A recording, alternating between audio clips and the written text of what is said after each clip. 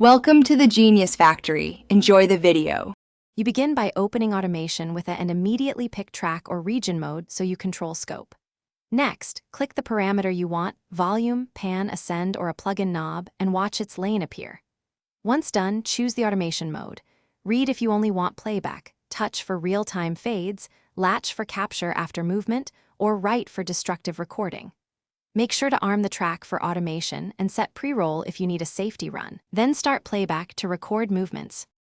You record automation live using touch or latch while moving knobs or a MIDI controller. It captures gestures with nuance, so play naturally. After recording, switch to the pointer or pencil tool to add or tidy nodes. Hold Control to draw curves or use the value box for exact numbers.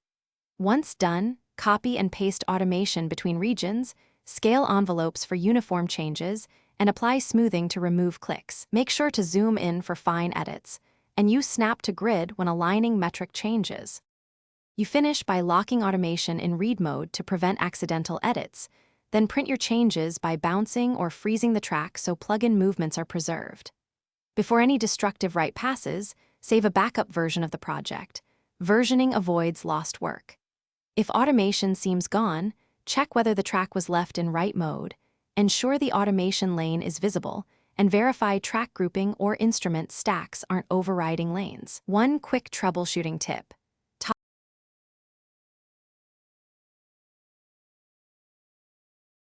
Thanks for watching. If you found this helpful, don't forget to like and subscribe.